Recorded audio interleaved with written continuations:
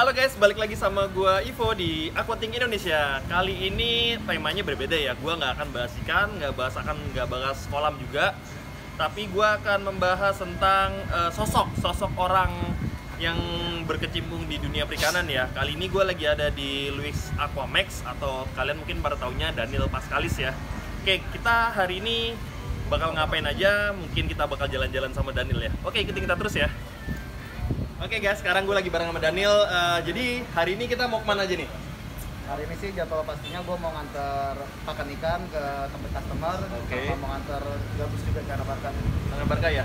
Oke, berarti kita hari ini jalan-jalan ya ceritanya ya. Oke, jadi hari ini kita bakal ngikutin Daniel selama setengah hari lah karena sekarang udah jam 12. Nanti ngapain aja dan kita akan ngobrol-ngobrol di mobil nanti ya. Oke, ikutin kita terus. Oke, Pe. Nih gue manggil dia DP ya karena kebiasaan panggilan kecilnya dia soalnya DP. Jadi gue kenal sama lu itu dari TK, ya kan? Dari TK gue satu sekolah sama dia nih.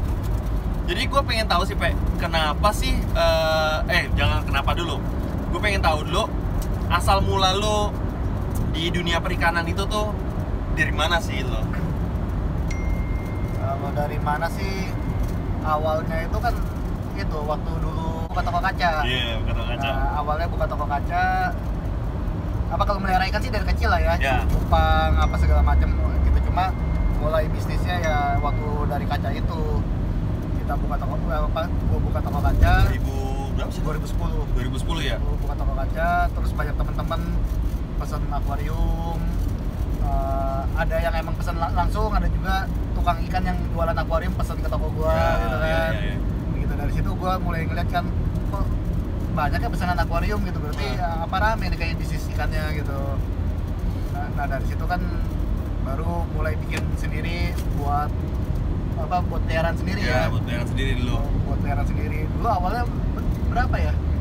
Yang 2 meter itu lah akuarium abang lu lah. Enggak, yang waktu yang ditaruh di toko tuh, yang 2 meter yang melintang yang ngalangin toko. Ya. Nah, itu akuarium pribadi pertama. Terus abis itu lu langsung ke bisnisnya atau hobi lu stay lama? Dibilang hobi, kayaknya gua nggak pernah hobi ikan. Iya, yang hobi ikan kan gua. Yang hobi ikan lu.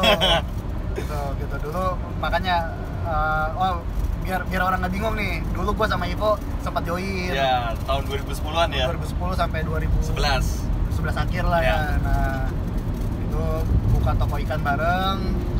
Dia yang ngerti ikannya, ya gue cuma yang bantu jaga doang. Ya, karena lu lebih jago marketingnya sih. Kalau gue yang ngerti ikannya. Terus dari situ berarti lu bisa gue simpulin cepet ya di step antara hobis langsung ke sellernya ya. Tapi sempet vakum dulu gitu. Vakum kan waktu gue toko kaca itu bangkrut. Ya. Kan gue berhenti dulu, gue kerja di properti dulu bentar. Ya. Kira-kira ya setengah tahun lebih lah. Di properti ternyata untungnya lumayan, duitnya Lu modalin ke ikan. ya ini gue pengen properti bukan bisnis properti ya, tapi jadi karyawan ya. gitu Jadi kuli ya? Ya jadi kuli gitu. Ada tabungan lah gitu, nyimpen dari gaji gitu kan. Ya. Nah mulai dagang ikan kecil-kecilan tuh gue inget banget waktu itu masih merangkap tuh. Jadi kerja ya, dagang ya.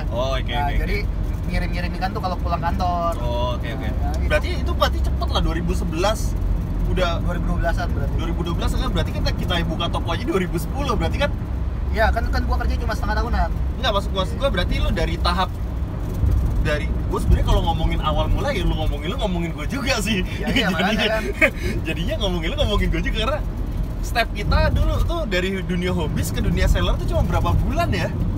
Ya. Bisa dihitung bulan kan kita berdua. Ya. Jadi gue sama Daniel sama si DP ini dulu tuh cuma berapa bulan lah, paling habis itu kita langsung step di ikannya ya. Ya. Terus kenapa sih ikan ini sekarang lu jadiin tumpuan hidup lu?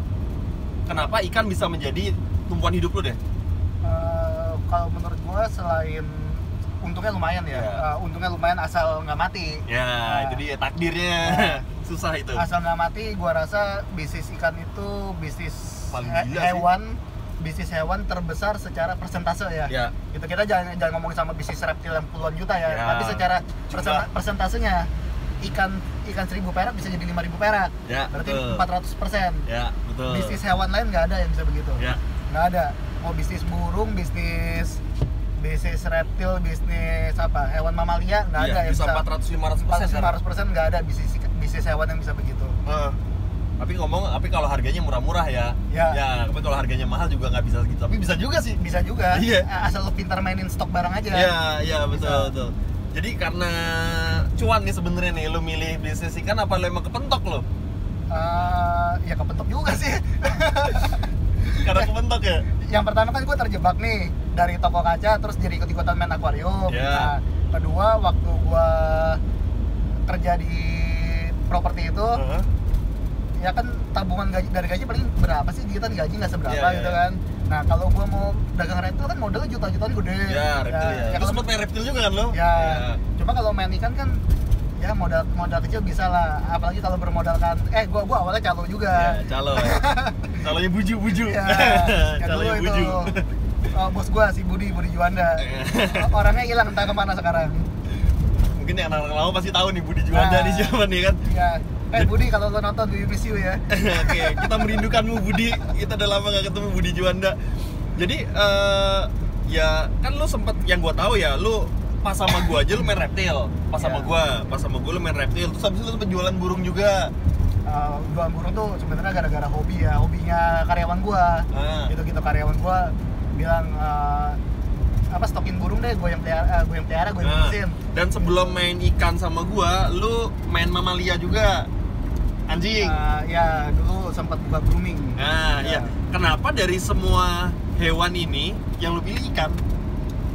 Sebenarnya kalau secara hobi, gue lebih hobi mamalia. Gue lebih hobi anjing gitu karena bener-bener personal touch ya. Bisa ada interaksinya enak. Gitu. Itu sebenarnya gue paling senang itu, cuma kendalanya itu nyari pegawai susah. Gitu, terutama di Indonesia kan mayoritas muslim. Jadi nyari pegawai yang mau pegang anjing itu agak susah. Betul. Bukan dari cuan. Ya itu juga sih. Jadi utama tetap cuan ya. Cuan dulu pertama. Cuan. Berarti ikan ini menurut lu bisnis yang menjanjikan ya di Indonesia ya? Sangat menjanjikan. Kalau gue pribadi sih, gue punya teori ya. Yang di dunia hobi itu harganya akan gelap dan itu bisnis menjanjikan, benar gak sih? Mungkin dulu ya gelap dulu ya. Sekarang sejak zaman Facebook segala macam orang bisa akses ya. Sekarang gua rasa nggak segelap dulu. Tapi emang ada beberapa item yang masih samar-samar, masih bisa kita sembunyikan lah gitu. Harga aslinya berapa nih kan? Cuma untuk mayoritas kayaknya udah nggak bisa gelap-gelapan banget. Berarti ini ada faktor dari perkembangan teknologi ya? Nah, menurut lo di masa kita yang dulu di tahun 2010-an sama sekarang, ini kan udah 10 tahun nih. Ada perbedaan nggak sih? Perbedaan entah dari sisi hobisnya, entah itu perbedaan dari cara berdagangnya, atau dari informasi semua segala macam, ada perbedaan nggak sih? Banyak banget, terutama ini ya, karena informasi terbuka, informasi itu bergerak sangat cepat, ujung-ujungnya juga banyak yang namanya seller dadakan. Itu dia, kita bulat ya. Jadi sekarang ini agak menyeramkan jumlah, bisa kita bilang nih ya kasarnya ya, ini dunia internet ya, bisa kita bilang jumlah seller sama jumlah buyer sekarang hampir sama, atau bahkan bisa jadi banyakan sellernya. Kalau gua rasa sih banyakan sellernya di dunia maya ya, tapi kalau di dunia realnya ya tetap offline-nya tetap banyak buyer, offline-nya. Cuma untuk dunia internet kayaknya antara seller yang benar-benar seller, buyer yang benar-benar buyer, sama buyer yang ngerangkap jadi seller. Mendadak seller atau yang ya kita sih tidak menyalahkan kondisi ini ya, namanya orang butuh juga kan, ada cuan, ada duit gitu kan, siapa yang nggak mau sih, emang gitu. Lumrah. Cuman tapi ada mempengaruhi penjualan nggak sih dengan kemajuan teknologi ini? Kalau penjualan pastinya kalau buat tangan pertama ya, untuk importir sangat baik pasti naik gitu, karena pasarnya tadi pasar kecil yang orang daerah nggak tahu, yang kota-kota kecil nggak tahu nih kan aneh, kan apa sih, mereka taunya ya black ghost, cupang, balasak gitu kan taunya kan, tiba-tiba diperkenalkan ikan-ikan baru, jadi pangsa pasarnya meluas. Kalau secara pasar ya, secara ini ya, distributor lah ya, secara market gitu, secara market meluas, membesar marketnya. Cuma tapi kalau yang pedagang retail kecilnya emang hantomannya lebih ya karena ya itu kuenya membesar, tapi potongannya juga makin kecil. Iya, Nah, itu betul yang sekali. jadi masalah. Jadi emang yang kerasa yang di retailnya berasa ya. Ya, retailnya. Tapi kalau secara importir sangat enak. sangat enak ya. Sangat enak. Terus lu sejak kapan sih lu bisa mengklaim diri lu, oke gue sekarang jadi importir? Importir ya. Importirnya kan ada, kalau gue mengklaim diri gue sebagai importir, ya gue nggak punya PT atau CV ya, untuk mengklaim gue adalah importir. Ya importir owner dari perusahaan gitu ya. Ya. Nah cuma kan kita bisa bayar agent nih. Ya. Nah, dari agent Bayar bendera ya. ya bayar bendera. Ya gue orang pertama ya, istilahnya ini shipment punya gue. Oke. Mulai kapan sih lu ngefokusin diri lu, kenapa lu memilih, jadi kan mengecil ya. Mengecil kita tadi kenapa lu pilih hewan ya kan, habis itu karena ini ikan udah, sekarang mengecil, kenapa lu milihnya jadi wholesale ketimbang lu jadi retail? Pertama sih gini, kalau retail tangan pertama secara langsung menjadi retail gitu ya. Kan kita imporinan nggak bisa dikit. Imporinan ada minimum quantity secara box ya. Kalau box ini lo datang dari negara, misalnya dari India lah, datang ke gabus gitu misalnya, sekali datang 40 box, 50 box, dan lo nge-retail sendiri, jual sendiri satu persatu ke buyer. Gua rasa jari lu bisa melintir. Balas jetting itu nggak mungkin gitu. Anggapannya kalau misalnya ikan yang masuk 5.000 ekor, satu orang beli 5 aja, berarti gua harus melayani 1.000 buyer. Itu sangat nggak mungkin. Secara waktu nggak mungkin. Kalaupun mungkin harus bayar admin segala macam dan mungkin waktu juga tersita, jadi lu nggak akan punya waktu lu. Bisa lu jualan, lu punya duit tapi lu nggak bisa nikmatin waktu buat apa gitu. Kenapa lu mengambil jalur itu? Mengambil jalur importir, kan bisa kayak ibaratnya lu jadi kayak bisnis akuarium lah, lu buka toko, lu bodo amat lah siapa yang masukin barang, gue tinggal ngambil. Kenapa lu malah pilih jadi wholesale-nya gitu loh? Satu, mungkin gaya biasa berdagang ngeliat begitu ya dari keluarga gitu, karena kan keluarga kan bokap juga bisnisnya sebagai produsen gitu kan, jadi terbiasa melihat bisnis tuh kayaknya tuh biasa ngeliat sebagai produser atau tangan pertama gitu. Nah, terus kalau gua jadi tangan keberapa punya toko, kayak gua kayak nggak percaya gitu menerima barang dari supplier siapa, kayak ini bener gak sih udah harga termurah. Kayak takut ketipu sendiri gitu loh. Sedangkan kalau gua tangan pertama ya gua yakin gua dapet langsung dari sumbernya. Berarti lu memilih jadi wholesale karena lu awalnya itu lu pengen cari barang yang termurah. Iya, tapi kalau dengan barang termurah otomatis harus main quantity. Harus main banyak. Main quantity lu nggak mungkin bisa retail. Betul. Jadi basicnya karena lu emang pengen cari yang termurah kan ya. Betul. Oke. Berarti lu awalnya emang bener-bener kita ya gua sama Daniel sih awalnya dari akuarium cuman kita geletakin di lantai ya Pak ya. Ya kan, kalau ngeliat kita harus jongkok gitu. Itu gua awal mula sama Daniel kayak gitu tuh. Sekitar tahun 2009 nih akhirnya kita geletakin di lantai, ngeliat harus jongkok. Tapi sekarang lu bisa dia sih tidak menyebut diri dia importir karena dia merasa dia tidak punya PT, tapi paling tidak lu menjadi wholesale di ikan predator ya. Oke, untuk sekarang nih abis ini kita lagi mau kemana nih? Ini ke rumah Pak Alex, ini mau nganter pakan ikan. Jadi lu ada beberapa, berarti lu bisa ini juga ya, home service ya ini berarti ya? Atau ada customer prioritas nih? Sebenarnya kalau home service satu persatu sih enggak, karena kan kita kan ada kurir ya yang nganter ya. Cuma ini kebetulan ya kita ada acara ini, terus kebetulan gue juga mau ada ketemu klien yang di daerah Glodok. Oke. Nah itu ini kan ngirimnya Barca nih, Barca 3 ekor.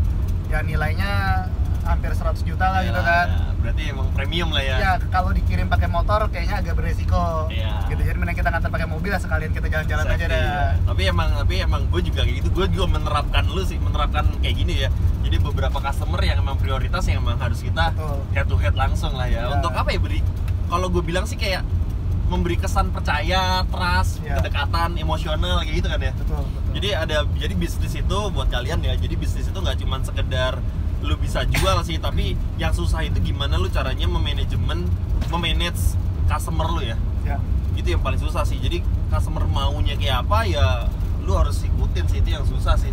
Dan enaknya jadi wholesale, lu nggak ngadepin yang orang-orang kayak gitu yang minta foto kiri kanan atas bawah depan belakang nih. Ya itu juga kalau terpaksa juga paling ya kasih nomor pegawai gua, ya udah dia yang videoin. Iya, karena itu jujur sih emang foto kiri kanan depan belakang bawah nih. Kita udah nyampe ya? Ini kiri. Oke, kita udah nyampe. Oke, kita sampai sini dulu pembicaraan untuk segmen kita kali ini. Siapa Daniel? Nanti kita lanjut di segmen berikutnya.